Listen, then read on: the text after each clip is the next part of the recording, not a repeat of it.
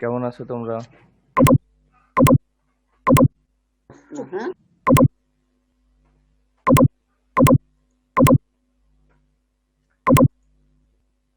Hello, কেমন আছো তোমরা সবাই?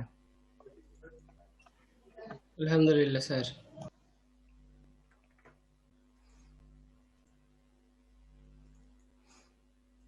আমি ক্লাস 10টা 10 থেকে নিব। তোমরা কি জানো ইনফরমেশনটা?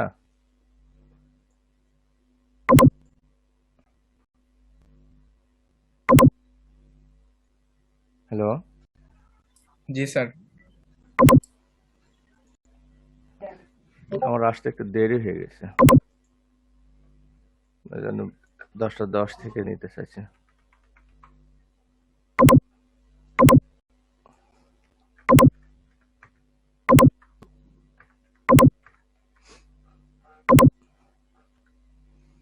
আর মুর্শেদ আলম স্যার কি কোনো হ্যান্ড আউট বা কোনো কিছু দিয়েছে তোমাদেরকে?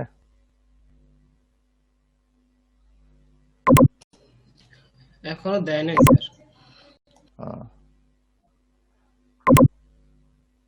না, স্যারের সাথে কথা হয়েছিল, দেওয়ার কথা।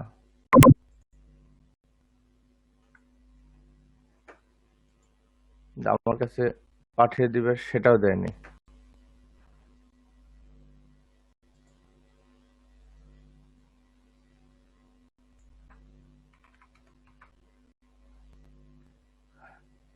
তোমাদের হল কবে খুলবে?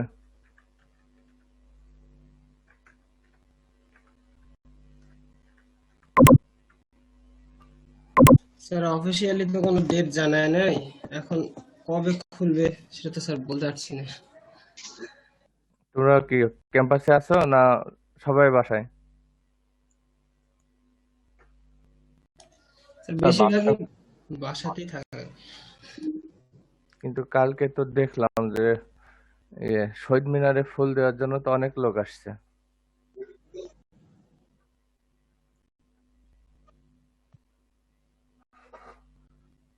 মানে মনে হয়েছে যে হলে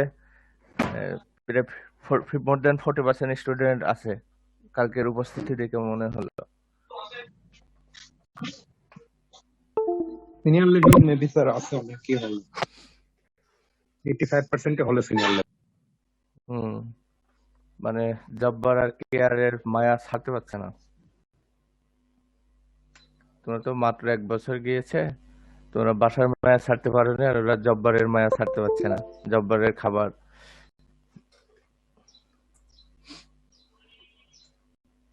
আর তোমাদের পার্টিসিপেন্ট দিন দিন এত কমে যাচ্ছে কেন?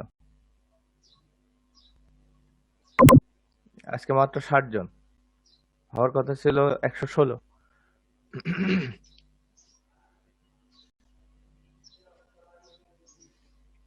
আর 1905-002 নাই সাইম।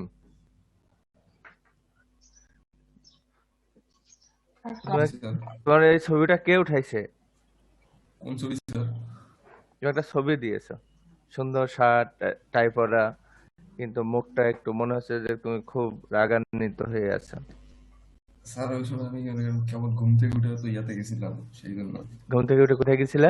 ওটা ইয়াতে তো স্যার 80 ফেস্টের সময়। বুঝতে পারিনি। স্যার ফেস্টের সময় ওদের ইয়ার ফেস্ট হয় যেটা 80 ফেস্ট। ও, এইটি ফিস্টে আসছিল ঘুম থেকে উঠে। আচ্ছা, আমরা ক্লাস শুরু করি। অ্যারাউন্ড 70 চলে আসছে।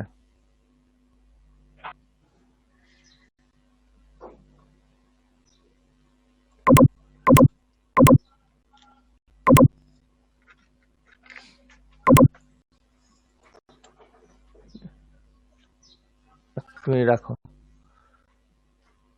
টেবিলে রাখো, পরে নিচ্ছি।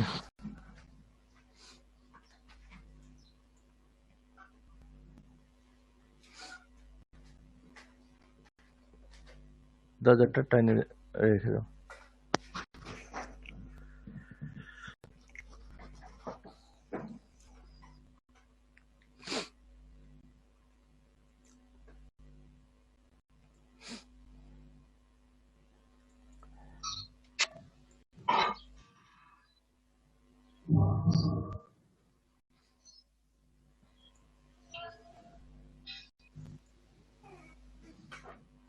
আচ্ছা, গতদিন পর্যন্ত আমরা ফুয়েল সিস্টেম পড়িয়েছে মুর্শেদ আলম স্যার। ফুয়েল এবং কম্বাশন অফ ফুয়েল পড়িয়েছিলাম আমি। ওখানে দুইটা ম্যাথ দিয়েছিলাম তোমাদের, সলভ করা ম্যাথ। তো তোমাদের কারোর কোথাও কোনো সমস্যা আছে কিনা কেউ আমাকে এই করনি, ফিডব্যাক দাওনি। বুঝতে পেরেছো আমার কথা? যে ম্যাথ সলভ করেছো, সলভ করতে গিয়ে কোনো সমস্যা, স্যার এই জায়গা বুঝতে পারছি না, এরকম কেউ কোনো রেসপন্স করনি আমার সাথে এই পর্যন্ত। তার অর্থ বোঝা যায় যে তোমরা থার্মোডাইনামিক্সে ওইটা চ্যাপ্টারটা খুব ভালো মতো শিখেছো এবং তোমাদের কোনো সমস্যা নাই। আহ, তারপরে গত ক্লাসে আমি লুব্রিকেশন সিস্টেম পড়িয়েছি, lubrication sorry cooling system, cooling এর ডিটেলস, যে মেথোডোলজি যা হওয়ার কথা সব পড়িয়েছি, সাথে কুলিং এর সময় কি পরিমাণ এনার্জি লস হচ্ছে সেটা শিখেছি। কিন্তু গত দিন যে ম্যাথটা আমি শিখিয়েছি, যে কুলিং থেকে এনার্জি লসের পার্সেন্টেজ বের করেছি, ঠিক ওই ম্যাথ থেকে কিন্তু আমরা কোশ্চেন সেট করতে পারি যে আমরা তো 25% এনার্জি লস হবে ইঞ্জিন থেকে, আর তাহলে ওই ইঞ্জিনের 20% ওই এনার্জি কুলিং এর মাধ্যমে লস করতে হলে আমার ওয়াটার ফ্লো কিরকম হতে হবে। একটা এনার্জি টু কোলান্ট এম এমসির যে মাস অফ কোলান্ট বা মাস ফ্লো রেট অফ কোলান্ট, ওইটা হয়তো বের করা লাগতে পারে। অনেক সময় দেখা যায় যে আমি এনার্জি টু কোলান্ট শিখিয়েছি, কিন্তু কোশ্চেন করে দিয়েছি যে যেটা দেওয়া ছিল 0.15 গ্রাম পার সেকেন্ড সামথিং, এরকম একটা ভ্যালু বলা ছিল, যে এত পরিমাণে এত গ্রাম বা এত কেজি হচ্ছে ওয়াটার ফ্লো লাগে প্রতি সেকেন্ডে, ওইটা বের করতে বলছে। কিন্তু বাকি সব ইনফরমেশন দেওয়া আছে। কিন্তু অনেকগুলো স্টুডেন্ট এসে বললো যে স্যার এগুলো আপনি শেখাননি, আপনি কোত্থেকে দিয়েছেন, আমরা খুঁজে বুঝতে পারিনি। সেক্ষেত্রে তাদেরকে কি অ্যান্সার দেওয়া যায়? কারণ আমি পুরো সিস্টেমটা শিখিয়েছি, একটা ম্যাথ কোথা থেকে কিভাবে আসছে। তো আমি যদি রেজাল্টটা দিয়ে দিই, যে মাঝখানে কোনো একটা প্যারামিটার কি ইউজ করা যাবে না, যদি ঠিক মতো একটু কোশ্চেনটা পড়ে বুঝলে।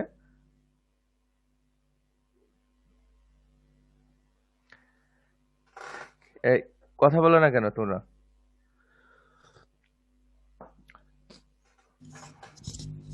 জি স্যার।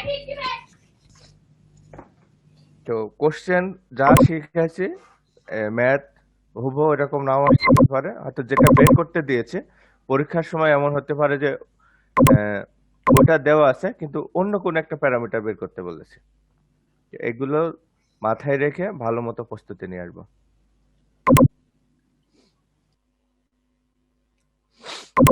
এখন আসি যে আমরা ইঞ্জিন কুলিং সিস্টেমে যাই।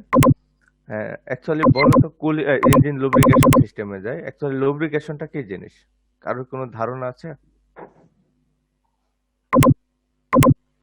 ইঞ্জিন স্যার একটা লুব্রিকেশন অয়েল যেটা হচ্ছে যেটা কি? স্যার ইঞ্জিনের ভেতরের পার্ট গুলোকে স্যার একটা আরেকটার সাথে যে ফ্রিকশন হয় এটা থেকে রক্ষা করে স্যার।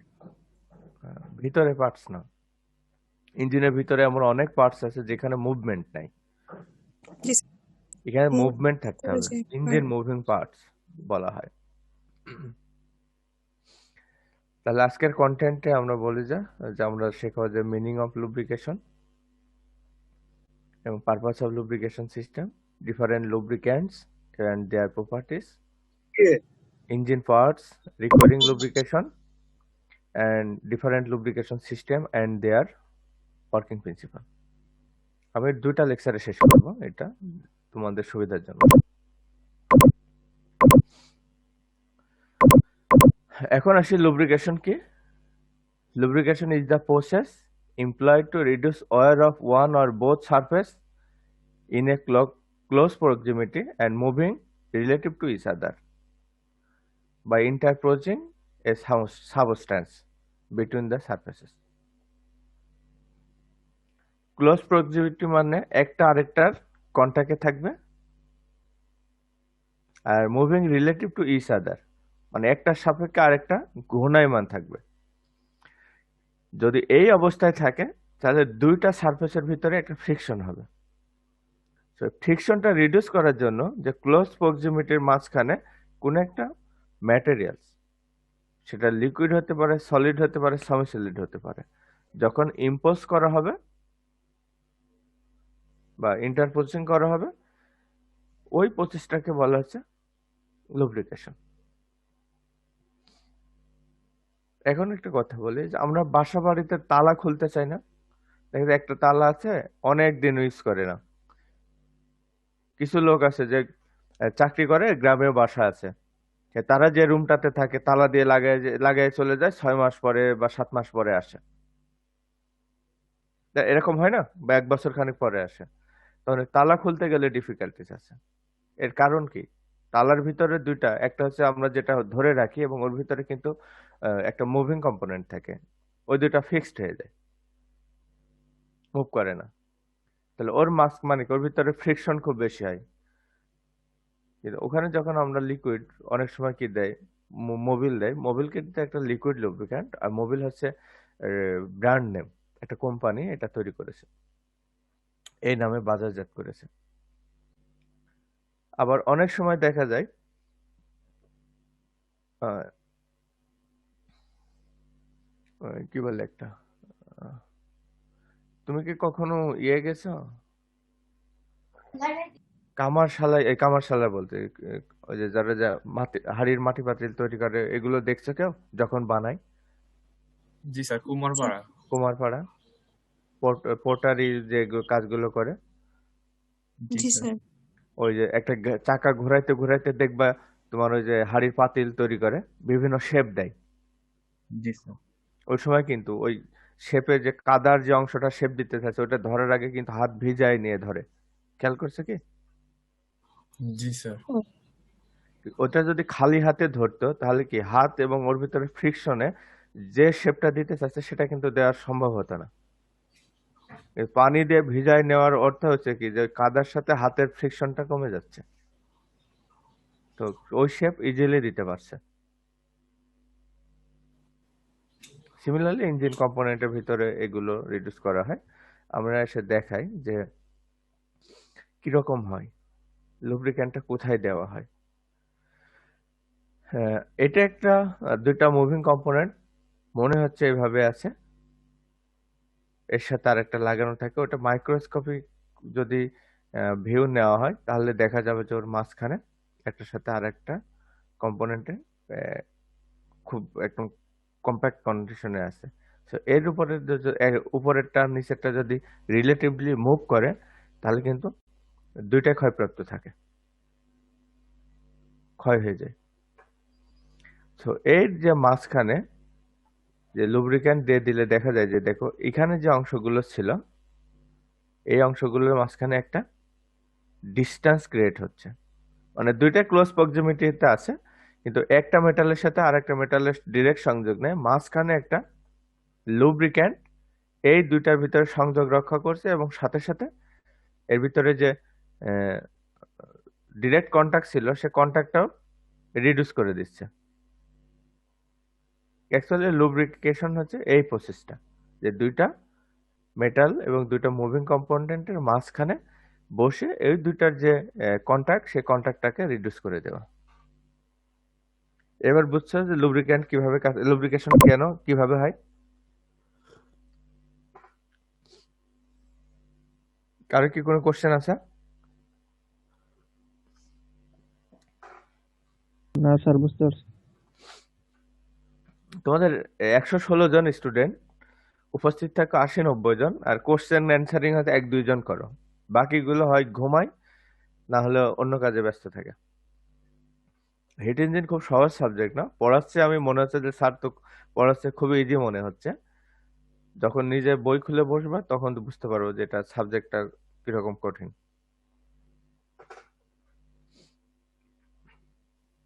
স্যার হিট ইঞ্জিনের জন্য আমরা কোন বই ফলো করব স্যার? ওইটা স্যার সিলেবাস যে দিছিলেন ওইটাতে স্যার দেখা যায় না নিচের অংশটা। নিচের অংশ দেখা যায় না? না স্যার, শুধু একটা রাইটারের বইয়ের নামই দেখা যায়, আর বাকি যে দুইটা বা একটা ছিল ওইটা দেখা যায় না স্যার। কোন রাইটারের বই দেখা যায়? স্যার আমার একটু দেখা লাগবে স্যার, শুধু একটা রাইটারের বইয়ের নামই স্যার দেখা যায়। আচ্ছা, আমি কিন্তু অনেক অনেক সময় আমি যে পাওয়ার পয়েন্টটা দেই, জি স্যার। পাওয়ার পয়েন্টটা কিন্তু এক শুধু একটা বই থেকে নেওয়া না, বেশ কয়েকটা বই থেকে নিয়ে তারপরে সিস্টেমেটিক হয়ে সাজানো আছে। তোমরা যদি এটা ফলো করো আর আমি যা ব্যাখ্যা করছি তার যদি কিছু মনে থাকে তোমাদের, তাহলে বই না পড়লেও চলবে। তারপরেও আমরা রেফারেন্স হিসেবে দু একটা বইয়ের কথা বলি যেটা আমাদের সেন্ট্রাল লাইব্রেরিতে ছাড়া পাওয়া যাবে না, কারণ অনেক পুরাতন রাইটারের বই এবং ওইগুলোর কোনো সফট কপিও নাই, জি স্যার। লাইব্রেরি থেকে নিতে হবে। তোমরা পাওয়ার পয়েন্ট যেগুলো দিছে এগুলো স্টাডি করতে থাকো, আর পরে যখন ক্যাম্পাসে আসবা ক্যাম্পাসে এসে আমার সাথে যোগাযোগ করবো ইমিডিয়েটলি। জি স্যার। ওকে, এখন আছে পারপাস অফ লুব্রিকেশন সিস্টেম। প্রথমে বলা হয়েছে to reduce friction between moving parts to its minimum value so that power loss is minimum. দুটো মুভিং পার্টসের ভিতরে ফ্রিকশন হলে তার পাওয়ার লস বেশি হবে। কারণ কি, একটা সারফেসের উপর দিয়ে যদি আরেকটা সারফেস টেনে নিয়ে যেতে চায় আর যদি স্মুথ না হয় তাহলে ওখানে পাওয়ার লস হয়। তোমরা ওই কি যেন বলে সুপারির যে ই আছে, কি বলো তোমরা এটাকে, সুপারির যে পাতা যেটা আছে, পাতার যে খোল স্যার, সুপারি। সুপারির খোল বলো?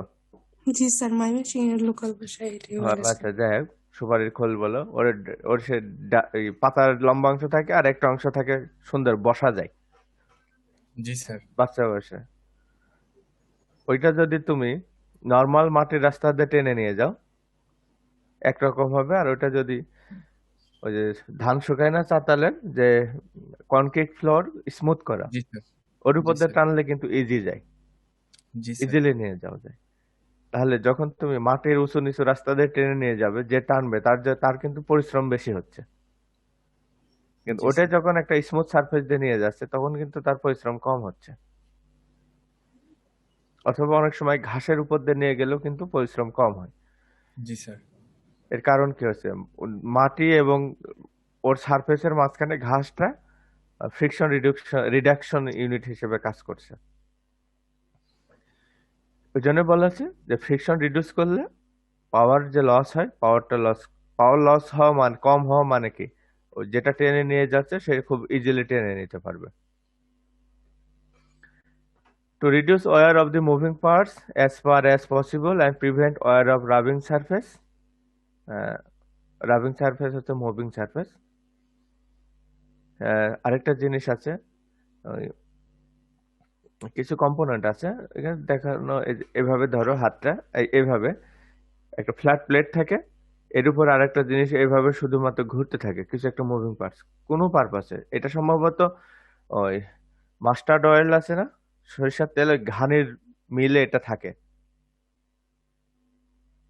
তো একটা উপর নিচেরটার উপরে যদি একটা পয়েন্টিং সুচালো একটা জিনিস যদি কন্টিনিউয়াস ঘুরতে থাকে আর এটা যদি ফ্রিকশন হতে থাকে, পরে দেখা যাবে যে ওই নিচের পার্ট ইয়ে হয়ে যাচ্ছে, ছিদ্র হয়ে যাচ্ছে নিচের মেটালটা। তোমাদের এক্সপিরিয়েন্স আছে কিনা জানি না, একটা মুভিং পার্টের উপর আরেকটা পার্ট যদি একটা ফিক্স আর একটা যদি মুভ করতে থাকে, ওটা যখন খোলা হয় দেখা যাবে যে যেটা ফিক্স থাকে বা স্টেশনারি থাকে তার উপরে মুভিং পার্টের যে কম্পোনেন্টটা বসে ওই জায়গাটা পরিষ্কার হয়ে যায়, আর আশেপাশেরটা কিন্তু মেটাল এই তোমার আয়রনের শেপ, আয়রনের যে লাল বা মরিচা মতো থাকার কথা সেটা থাকে, কিন্তু ওই পয়েন্টটা কিন্তু চকচকা থাকে। এর অর্থ হচ্ছে ওখানে ফ্রিকশন হতে হতে ওখানে আর আয়রনের ওই লেয়ারটা পড়ার সুযোগ নেই।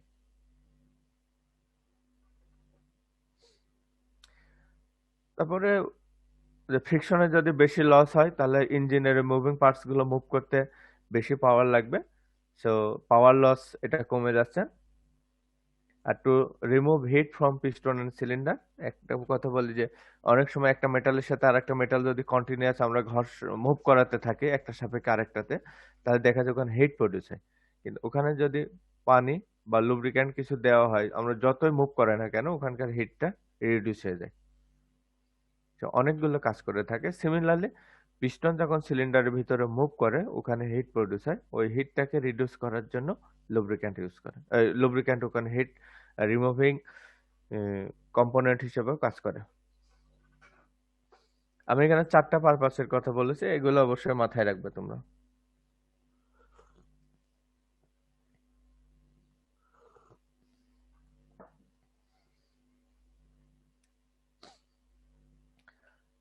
তারপর আরেকটা জিনিস আছে, to serve as a seal between piston rings and the cylinder wall. আমরা ইঞ্জিন পড়ানোর সময় বলেছিলাম যে পিস্টন এবং সিলিন্ডার ওয়াল এর মাঝখানে একটু ক্লিয়ারেন্স রাখতে হয়। ক্লিয়ারেন্সটা যদি আমরা রাখতে চাই তাহলে কি ওই ক্লিয়ারেন্স যদি সব সময় থাকে তাহলে কম্প্রেশন হবে না। সে কারণে পিস্টনের উপরে একটা রিং চুড়ির মতো বসানো দেয়া থাকে। চুড়ি চেনো? চুড়ি মেয়েরা পরে জি স্যার। গ্রামে বা লোকাল যে মেকানিক্স আছে ওরা ওটাকে চুড়িই বলে। এই পিস্টনের চুড়িটা নিয়ে আসো, অ্যাকচুয়ালি রিং হবে ওটা, পিস্টন রিং, ওর উপরে বসানো হয়। তখন কি হয় যে সিলিন্ডার এবং পিস্টনের মাঝখানে যে ফাঁকা জায়গা ছিল ওটা রিডিউস হয়ে যাচ্ছে। আবার আরেকটা আছে যে দুইটা মেটাল যদি পাশাপাশি রাখে, আমি মনে করছি যে এটা কোনো ফাঁকা জায়গা নাই, তারপরে ওখানে কিছু স্পেস থাকে। ওখানে যদি হাই প্রেসারে কোনো এয়ারটাকে কম্প্রেস করা হয় ওই ফাঁকা জায়গা দিয়ে কিন্তু লিক হবে।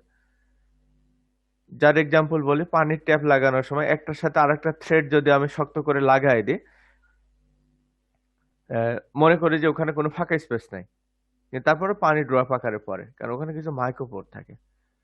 সিমিলারলি পিস্টন এবং সিলিন্ডার ওয়াল এবং পিস্টন রিং এর মাঝখানেও কিছু মাইক্রোপোর থাকে। ওই মাইক্রোপোরকে যদি আমি সিল করতে চাই তাহলে ওখানে লুব্রিক্যান্ট ইউজ করা হয়। এই ছেলেদের তো ভালো এক্সপিরিয়েন্স থাকার কথা। সাইকেলের টিউব যখন ছিদ্র হয়ে যায়, দেখে মনে হচ্ছে ছিদ্র হয়নি, বোঝা যাচ্ছে না, কিন্তু হাওয়া থাকছে না, তখন তারা কি করে ওটা নিয়ে যে পানির ভিতরে চুবায় না? জি স্যার। জি স্যার। কি পানির ভিতর চুবানোর পরে তো বোঝা যাচ্ছে যে এখান থেকে হাওয়া লিক হচ্ছে, জি স্যার। কিন্তু ওর উপরে যদি একটা ঠিক কিছু ওর তোমার ওই যে জায়গায় হাওয়া বের হচ্ছে ঠিক কিছু যদি লাগায় দেয় তাহলে ওই হাওয়াটাকে আর বের হয়? না স্যার। অনেক সময় বলে যে চূড়া লিক হয়েছে, লিক খুঁজে পাওয়া যাচ্ছে না, তখন কি করে ওর আশেপাশে ওদের যে ইয়ে থাকে না, গ্লুটা থাকে না, গ্লুটা চারিদিকে খুব ভালো করে লাগিয়ে দেয় যেন ওটা বের না হয়। আর রিমুভ দ্য ফরেন ম্যাটেরিয়ালস, এটা হচ্ছে দুইটা মেটাল যখন একসাথে ফ্রিকশন হতে থাকবে ওখানে ক্ষয়প্রাপ্ত হবে, ওইটাকে রিমুভ যদি না করানো হয় তাহলে দেখা যাবে যে ওখানকার ওই মেটাল আরো বেশি বেশি ক্ষয়প্রাপ্ত হচ্ছে। আর এর ইনজুরিটা খুব ইয়ে হয়, খুব খারাপ অবস্থা হয়। যেমন একটা বলি যে কনক্রিটের ফ্লোরের উপর পড়েছে, স্মুথ ফ্লোর, ওখানে যদি পড়ে তাহলে কি চামড়া ছেড়ে না কিন্তু হাড়ে ব্যথা পায়। আর কনক্রিটের ফ্লোর আছে কিন্তু প্লাস্টার করা নাই, ওর উপরে যদি পড়ে তাহলে কি হবে, হাড়ও ভাঙবে সাথে চামড়াগুলো খুব সিরিয়াসলি কি ড্যামেজ হবে, তাই নাকি? জি স্যার। বাইসাইকেল নিয়ে কখনো পিচ ঢালা রাস্তায় পড়েছো? জি স্যার। জি স্যার, পড়েছি স্যার। কি অবস্থা, চামড়া একদম কুচি কুচি করে কেটে যায়। তো ওটা যদি স্মুথ সারফেস হতো তাহলে এভাবে চামড়াটা নষ্ট হতো না। আবার আরেকটা আছে যে to absorb shock between bearings and other engine parts. এর এক্সাম্পল হচ্ছে যখন দুইটা গিয়ার ধরো এইভাবে আমরা ম্যাচ করি, ওখানে একটা টিথ থাকে, গিয়ারের টিথ যেটা থাকে ওর উপরে হিউজ লোড কাজ করে। তো ওই দুইটা টিথের সাথে মাঝখানে যদি লুব্রিক্যান্ট দেওয়া হয় তাহলে একটা টিথের উপরে সবগুলো লোড ওইভাবে না পড়ে ওই লুব্রিক্যান্টের উপরে কিছুটা লোড ক্যারি করে। এই জন্য বলা হচ্ছে to absorb shock between the bearing and other engine parts, thus reducing engine noise and extending life. আমি এটা পড়ানোর সময় অনেক সময় গরুর গাড়ির এক্সাম্পল দিই। গরুর গাড়ির যে ইয়ে আছে, চাকা আছে, ওটা যদি ঠিক মতো লুব্রিক্যান্ট দেওয়া না হয় আর ওই গরুর গাড়ির ওটা যদি একটু লোড বেশি থাকে, অনেক দূর থেকে বোঝা যায় যে গরুর গাড়ি আসতেছে, কারণ কেমন যেন একটা ক্যাস ক্যাস ক্যাস ক্যাস শব্দ করে। তোমরা শুনেছো কিনা জানি না। ঠিক ওখানে যদি একটা ঠিক লুব্রিক্যান্ট লাগিয়ে দেওয়া হয়, গ্রিস টাইপের, তাই দেখা যাচ্ছে ওই শব্দটা আর হয় না। তোমরা কি কারোর এক্সপিরিয়েন্স আছে কিনা জানি না। আমরা যখন স্কুলে পড়তাম বা ছোট ছিলাম, গ্রাম থেকে যারা এসেছে তারা কিন্তু এই এক্সপিরিয়েন্সটা খুব ভালো আছে। যে গ্রামের রাস্তাতে অনেক সময় তোমার ওই সুগার মিলে যে আখ ইয়ে করা হয়, বিক্রি করা হতো, তখন তো গাড়িতে অনেক লোড দিত। নিয়ে যাওয়ার সময় কেউ যদি ওই লুব্রিক্যান্ট গাড়ির চাকায় ঠিক মতো না দিত, তাহলে প্রচুর শব্দ হতো যে যাচ্ছে গাড়ি। অনেক সময় দেখা যায় যে কিছু পুরাতন সিনেমায় যখন গরুর গাড়িতে কিছু কিছু নিয়ে যায়, দেখা যায় এক জায়গা থেকে অন্য জায়গায় যা বাহন ছিল, গরুর গাড়ি বা তোমার ঘোড়ার গাড়ি সামথিং, ওখানে দেখবা যে ওই দৃশ্যটা ফুটিয়ে ওঠানোর জন্য ওখানে কিছু শব্দও দেয়।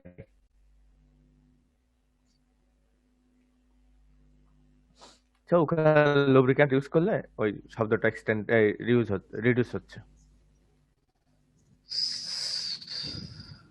তাহলে এখন আসি যে আমি তোমাদেরকে লুব্রিকেশন কিভাবে হচ্ছে তার একটা ফিগার দেখিয়েছি, লুব্রিকেশনের পারপাসটা বলেছে, তাই তো? তো এখন যদি কেউ বলে যে লুব্রিকেশন কি, বলা যাবে না।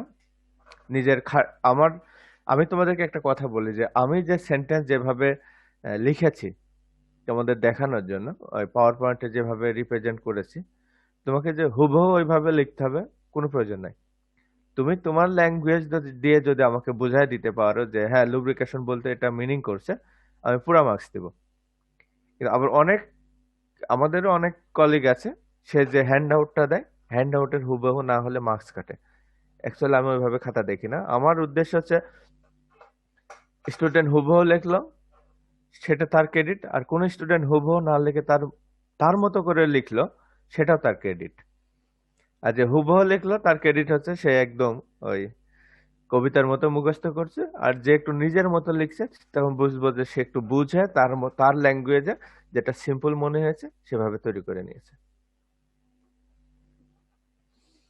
আমার একটা খুব খারাপই ছিল যে আমি কোনো স্যারের শিট হুবহু লিখতে পারতাম না।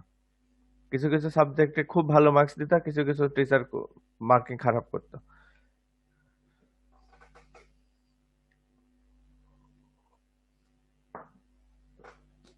এখন আসি লুব্রিক্যান্ট কি জিনিস। আমরা লুব্রিকেশন পড়ানোর সময় বললাম যে দুইটা মুভিং পার্টস এর মাঝখানে একটা কম্পোনেন্ট বা একটা ম্যাটেরিয়ালকে ইন্টারপোজিং করা হচ্ছে। যে ম্যাটেরিয়ালসটাকে ইন্টারপোজিং করা হচ্ছে সেটাই হচ্ছে লুব্রিক্যান্ট। লুক এট হিয়ার, দুইটা মেটাল কম্পোনেন্ট আছে, এর মাঝখানে আরেকটা কম্পোনেন্ট দেওয়া হয়েছে ইয়েলো কালারের, যেটা এটা হচ্ছে লুব্রিক্যান্ট। কি আছে, নিচেরটা এদিকে যাচ্ছে, উপরের মেটালটা এভাবে যাচ্ছে, এভাবে ঘর্ষণ হচ্ছে, রেসিপ্রোকেটিং মুভমেন্ট হচ্ছে। মাঝখানে লুব্রিক্যান্ট থাকায় ওদের ডিরেক্ট কন্ট্যাক্টটা রিডিউস হয়ে যাচ্ছে। যত লোড বা মুভমেন্ট এই মেটালের উপরে না পড়ে এই লুব্রিক্যান্টের উপরে পড়তেছে, সো ফ্রিকশন রিডিউস হচ্ছে। তাহলে যদি লুব্রিক্যান্টের ডেফিনেশন পড়ায়, তাহলে তো এই ছবিটা যদি মাথায় আসে, তাহলে তো এমনি লেখা যাবে যে ও দুটো মুভিং কম্পোনেন্টের মাঝখানে যে ম্যাটেরিয়ালসটা ইন্টারপোজ করা হয় সেটাই হচ্ছে লুব্রিক্যান্ট। আমার এটা লেখার দরকার নেই, তুমি সংক্ষেপে লিখে দাও, তোমার মতো করে এক লাইনে লিখে দিতে পারো, বা বা 5-6টা ওয়ার্ডেও লিখে দিতে পারো। সো এখন কথা হচ্ছে, যেহেতু ইউনিভার্সিটিতে পড়ো, হুবহু শিট মুখস্থ না করে নিজের একটু আন্ডারস্ট্যান্ডিং ডেভেলপ করে নিয়ে তারপরে লিখবা, তারপরে পড়বা। কারণ আমি সাধারণত ওই লেভেল 1 বা লেভেল 2-তে যারা থাকে তাদেরকে এগুলো বলি, কারণ হচ্ছে নিজেকে চেঞ্জ করার অনেক যথেষ্ট সময় পাবে। আর যারা ফাইনাল ইয়ারে চলে যায় তাদেরকে আমি কিছু বলি না, কারণ তাদের শেষ ওদেরকে বললে ওরা আর চেঞ্জ হতে পারবে না।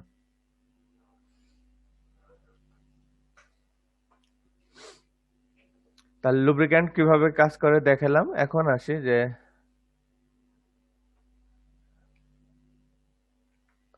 লুব্রিক্যান্ট হাউ ইটস ওয়ার্ক ওই এক ফিগারে এটা বোঝা যায় যে এর মাঝখানে একটা প্রোটেক্টিভ ফিল্ম তৈরি করে। তো উপরের যে লোড সেটা লুব্রিক্যান্ট নিচ্ছে, আবার যে শেয়ার যেটা আছে সেটাও লুব্রিক্যান্ট নিচ্ছে, যার কারণে লুব্রিকেশনটা কাজ করে। এরপরে আসি লুব্রিক্যান্টের কি কি প্রপার্টিস থাকতে হবে।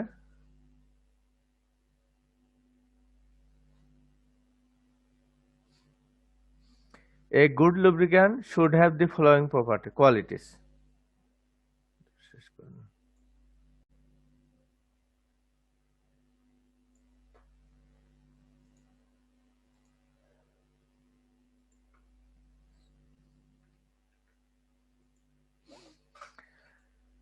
It should have sufficient viscosity to keep the rubbing surface apart. Apart মানে কি? দুইটা মেটালের একটা থেকে আরেকটা দূরে রাখবে। দূরে রাখতে হলে কি হতে হবে? ওই লুব্রিক্যান্ট ঠিক হতে হবে। যে পানির মতো হয় তাহলে কিন্তু হবে না, পানির থেকে ঘন হতে হবে। এই জন্য সাফিসিয়েন্ট ভিসকোসিটি থাকতে হবে। It should remain stable under changing temperature. Temperature change হলো ওর যে স্ট্রাকচার বা ওর যে শেপ সেটা কিন্তু চেঞ্জ হওয়া যাবে না, ঠিক ওরকমই থাকতে হবে। It should keep lubricated parts clean.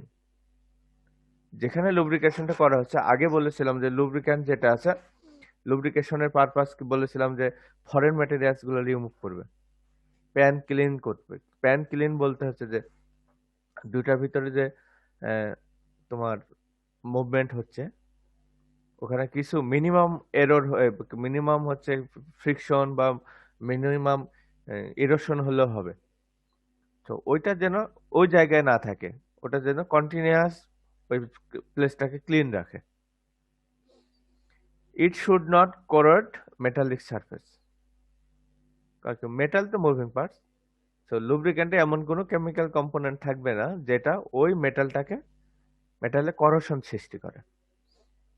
এই চারটা পয়েন্ট একটা লুব্রিক্যান্টের জন্য খুবই ইম্পর্ট্যান্ট। স্যার হ্যাঁ বলো। স্যার 3 নম্বর অপশনটা স্যার কিভাবে কাজ করবে স্যার একটা লুব্রিক্যান্ট, সেটাই যদি একটু বলতেন। আচ্ছা, আমি তাহলে 3 নম্বরটার জন্য তোমাকে একটা অ্যানিমেশন ভিডিও পর্যন্ত অ্যাড করতে হবে। জি স্যার। হ্যাঁ, তখন তোমার এটা ক্লিয়ার হয়ে যাবে। আর আরেকটা হচ্ছে আরেকটা প্রপার্টিস আছে, এর ডিটারজেন্ট প্রপার্টি থাকতে হবে। ডিটারজেন্ট মানে কি? ডিটারজেন্টের কাজ কি? ক্লিন করা। লুব্রিক্যান্টের ভিতরে ডিটারজেন্টের কিছু প্রপার্টিস অ্যাড করে দেওয়া থাকে। এখন বলি যে ডিটারজেন্ট পানিতে দিলে কাপড় চোবাইলে কাপড় পরিষ্কার করছে, হয়ে যাচ্ছে।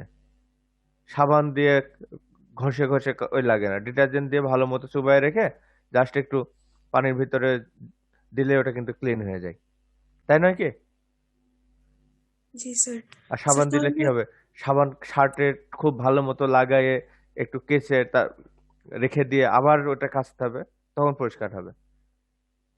স্যার তাহলে হচ্ছে ওই প্যান ক্লিনার ডিটারজেন্ট কোয়ালিটি তো স্যার সেমই হইলো স্যার। হ্যাঁ, প্যান্টস ক্লিন যেটা আছে লুব্রিক্যান্টের ওই ডিটারজেন্ট প্রপার্টিস গুলো অ্যাড করা থাকে।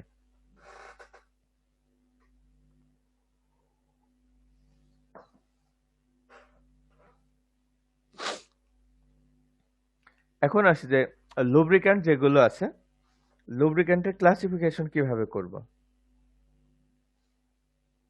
আমরা স্যার দুই আগের ভাবে স্লাইডে একটু করে বলো।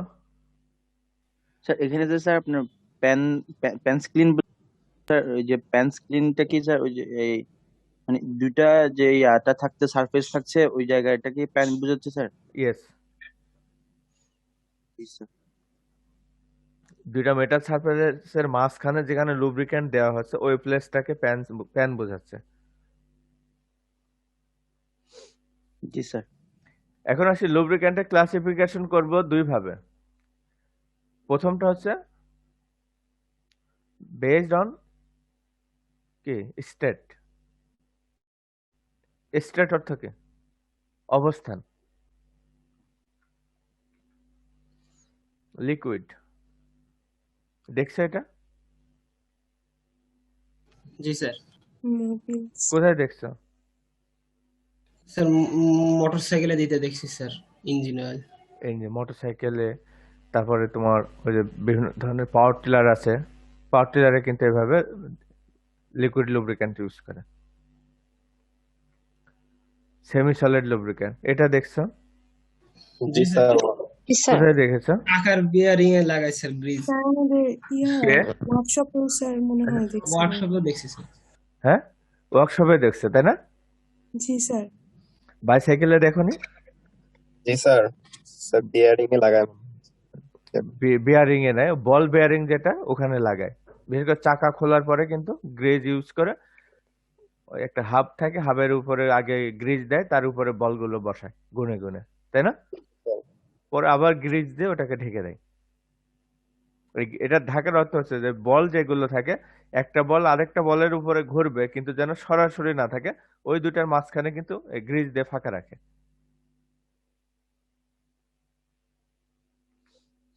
একটা হচ্ছে সলিড, এটা কি দেখছো কখনো? এটা দেখছো কোথাও? না স্যার, এটাও দেখা হয়নি। এটা যারা এগ্রিকালচারাল ইঞ্জিনিয়ারিং এর আছো ওরা দেখবা, এগ্রিকালচারাল পাওয়ার পড়ার সময় ওখানে দেখানো হবে যে গিয়ার মেকানিজম বা গিয়ার সিস্টেম পড়ানো হবে। ওই গিয়ারের ওখানে সলিড লুব্রিক্যান্ট ইউজ করে। এর কারণ হচ্ছে গিয়ারের ওখানে যদি আমি লিকুইড বা গ্রিজ যদি বসাই তাহলে ওটা কিন্তু থাকবে না, ওই জন্য এখানে শক্ত এগুলো ইউজ করা হয়। যেখানে হেভি লোড ক্যারি করার কথা আছে না, হেভি লোড যেখানে ক্যারি করে ওই জায়গায় এটা থাকে।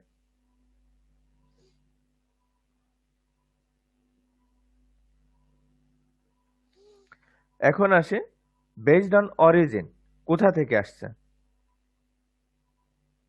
সেই অনুযায়ী আমরা এটাকে কতভাবে ভাগ করতে পারি।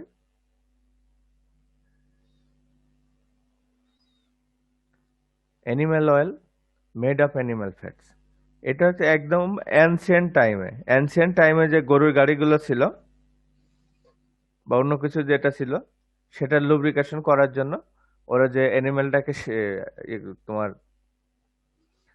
কি বলো শিকার করতো, সে অ্যানিমেলের যে ফ্যাট ছিল সেই ফ্যাট গুলোকে ওরা কেটে ওখানে লুব্রিক্যান্ট হিসেবে ইউজ করতো। কারণ অ্যানিমাল ফ্যাটে যদি হিট দেওয়া হয় তাহলে এটা কিন্তু লিকুইডে কনভার্ট হয়ে যায়, তাই নাকি? জি স্যার। যারা যারা হচ্ছে ইয়ে করে তোমার কি যেন বলে, ওই ঈদের সময় দেখবা যে বাসায় কিন্তু প্রচুর চর্বি হয়ে যায়, ওই চর্বিটাকে আগে হচ্ছে ওরা তোমার লুব্রিকেশন পারপাস ইউজ করতো। এরপর আছে ভেজিটেবল অয়েলস, এটা cotton seed oil, olive oil, linseed oil and castor oil. তোমরা কি কখনো সরিষার তেল যেটা আছে, সরিষার তেল ভাঙানো দেখছো? জি স্যার। ভাঙায় বাসায় জি নিয়ে স্যার। আসার পরে যখন রোদে শুকায়ে তোমার ই করে সেটেল ডাউন করে, করার পরের অবস্থা দেখছো? জি স্যার, মানে ওটাকে খৈল বলে। না, আরো একটা সফট অংশ থাকে। স্যার কোনটা বুঝতেছি না। খোলের পরেও আরেকটা অংশ থাকে, তেলের সাথে মিশানো থাকে, ওইটা তেলে নিয়ে এসে রোদে শোকায়, শোকানোর পরে আহ, যেগুলো ফ্রেশ অয়েল ভালো ওইগুলো উপর থেকে নিয়ে নেওয়ার পরে নিচে কিন্তু একটা থিক একটা লেয়ার থাকে। জি স্যার, থাকে স্যার। জি স্যার, কালো একদম নিচে একদম জমে। কালো, জি স্যার। ওটা কিন্তু লুব্রিক্যান্ট হিসেবে ইউজ করা যায়। স্যার ওই রকমই। বুঝতে পারছেন? জি স্যার। আমরা যখন ছোট ছিলাম তখন কিন্তু গ্রিজ বা মোবিল এগুলোর অত প্রচলন খুব একটা ছিল না গ্রাম এলাকায়, ওরা ওটা ইউজ করতো। অনেক সময় ক্যাস্টর অয়েল, এটাকে বাংলা বলে রেড়ি, রয়েকের রয় দীর্ঘি রেড়ি,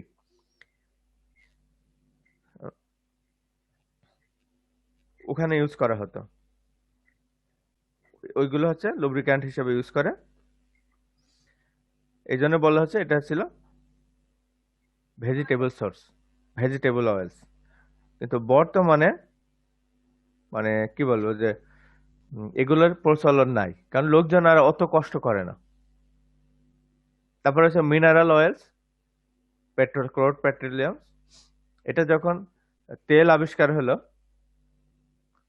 মানে কেরোসিন, ডিজেল, পেট্রোল যেগুলো আবিষ্কার হওয়ার পরে এই ওখান থেকে কিছু ঠিক যেমন অনেকটা কিছু ওখানে যে বিটুমিনাস পাওয়া যায়, বিটুমিনাসের আরেকটা লেয়ার থাকে, সেটা হচ্ছে তোমার লুব্রিক্যান্ট হিসেবে ইউজ করে। মানে ডিজেলের থেকে ঠিক কিন্তু বিটুমিনাসের থেকে লাইট, এবং ওখানে হাই ভিসকসিটি আছে, সেটাকে লুব্রিক্যান্ট হিসেবে ইউজ করতে। কিন্তু বর্তমানে কি করা আছে, বর্তমানে ম্যাক্সিমাম লুব্রিক্যান্ট হচ্ছে synthetic oil, artificially made chemical component. কারণ মিনারেল অয়েল যেগুলো ইউজ করা হতো সেগুলো কি হতো যে দীর্ঘদিন ইউজ করার ফলে কি হতো যে ওখানে কার্বন হয়ে যেত, মানে কালি হয়ে যেত, ওখানে হাত দিলে পুরো হাত কালি লেগে যেত। কিন্তু এখন যেগুলো সিনথেটিক অয়েল বা লুব্রিক্যান্ট যেগুলো ম্যাক্সিমামই সিনথেটিক অয়েল, এটা অনেক দিন ইউজ করা যায়।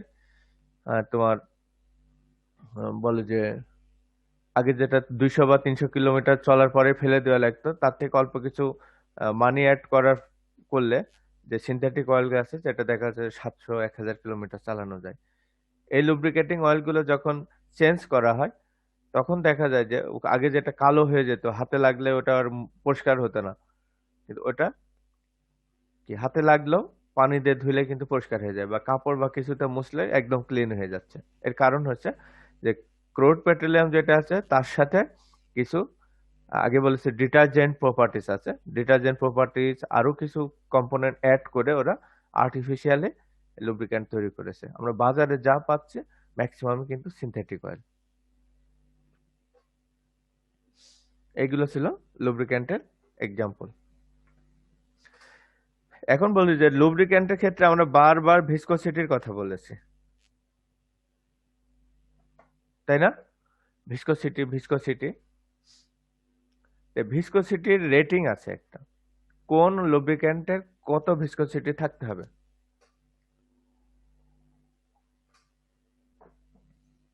এবং এই ভিসকসিটি রেটিংটা দিচ্ছে society of automobile engineering. Society of automobile engineering তারাই মূলত রেটিং করে দিয়েছে, এবং তার কার কত প্রপার্টিস থাকতে হবে সেটা কিন্তু একটা স্ট্যান্ডার্ড দেওয়া আছে। সারা বিশ্বে যে কোম্পানি তার লুব্রিক্যান্ট তৈরি করুক না কেন, এদের কাছ থেকে সার্টিফিকেট নিতে হয়। বাংলাদেশের কোনো ফুড বা যাই তৈরি করা হোক না কেন, তারা বিএসটিআই থেকে সার্টিফিকেট নিতে হয়।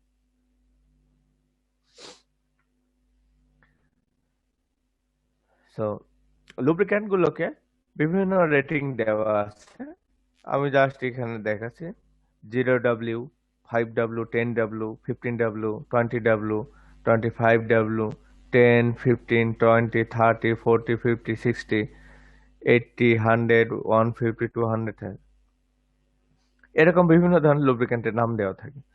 তোমরা যদি লুব্রিক্যান্টের একটা কন্টেইনার কেন, সেখানে এই নাম্বার অথবা উপরের নাম্বার যে কোনো একটা দেখতে পাবে, অথবা অনেক সময় দুইটাই থাকে। ডাব্লিউ দিয়ে কি বুঝাইতেছে? ওয়েট, আমি তো বুঝাবোই, বোঝানোর জন্যই তো ওয়েট করতেছি। আমি আগে শেখাই যে এরকম একটা নাম্বার দেওয়া থাকে, এই নাম্বার থেকে আমি কি বুঝবো? নাম্বার থেকে বোঝার উপায় থাকে যে the oil with W are for winter use, শীতকালে ব্যবহার করতে হবে, and their viscosity test are done at 0°F -18°C। তাদের ভিসকসিটি টেস্ট করা হয় 0°F। The oil without W are for use in summer, and the viscosity test in their case are done at 1050 বা 99°C। তারপরে এখানে একটা ভিসকসিটি number দেওয়া হয়, ভিসকসিটি কত আছে। তার মনে থাকবে যে ডব্লিউ যেটা সেটা হচ্ছে উইন্টারের ইউজ, আর উইন্টার ইউজের যে লুব্রিক্যান্ট আছে তার ভিসকসিটি কত সেটা টেস্ট করতে হলে 0°F বা -18°C টেস্ট করে তার ভিসকসিটিটা বের করা হয়। আর যেটা উইদাউট ডাব্লিউ সেটা 99°C টেস্ট করে তার ভিসকসিটিটা বের করা হয়। এটাই হচ্ছে মূলত ভিসকসিটি রেটিং। আমরা যে মোটরসাইকেল ইউজ করি, এই মোটরসাইকেল কিন্তু শীত এবং গ্রীষ্ম একই ধরনের ইউজ করা হয়। আগে কিন্তু শীতকালে একটা ইউজ করতো, গরমকালে অন্যটা ইউজ করতো, কিন্তু টেকনোলজি চেঞ্জ হতে হতে আহ, এখন দেখা যাচ্ছে একই লুব্রিক্যান্ট সারা বছর ইউজ করতেছে। তাহলে এটাকে কি বলবো? মাল্টিগ্রেড লুব্রিক্যান্ট বলবো, মাল্টিগ্রেড লুব্রিক্যান্ট বলবো। কিভাবে? SAE 10W/30। এর অর্থ কি? এর অর্থ হচ্ছে যে এটা একটা multigrade lubricant oil, lubricating oil. এটা শীত এবং গ্রীষ্ম দুইটাই ইউজ করা যাবে। কিভাবে? যে where first number 10W indicates the viscosity rating of the oil in winter and second number 30 indicates the viscosity rating of the oil in the summer, that means hot condition. উইন্টারে এর ভিসকসিটি আছে 10 আর সামারে ভিসকসিটি আছে 30 রেটিংটা মনে থাকবে।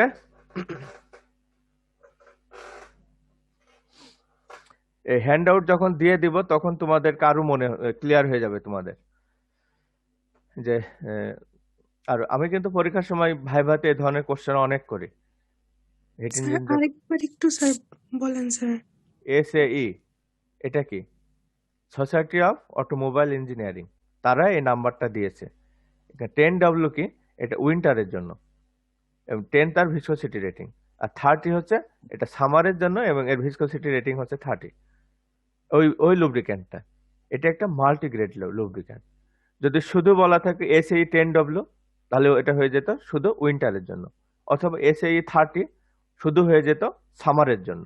কিন্তু এখানে SAE 10W এবং 30 বোঝানো হচ্ছে এই লুব্রিক্যান্টটা উইন্টার এবং সামার দুই সময়ে ইউজ করা যাবে। এবং বর্তমানে ম্যাক্সিমাম লুব্রিক্যান্ট গুলো হচ্ছে মাল্টিগ্রেড, জি স্যার। এবং ইঞ্জিন গুলো ওইভাবে ডিজাইন করা, তার লুব্রিকেশন সিস্টেমটা ওইভাবে ডিজাইন করা আছে। ওকে, আজকে এই পর্যন্ত। এরপরে মোশাররফ স্যার তোমাদের ক্লাস নেবেন, হয়তো স্যার হয়তো লগ ইন করার জন্য চেষ্টা করতেছে।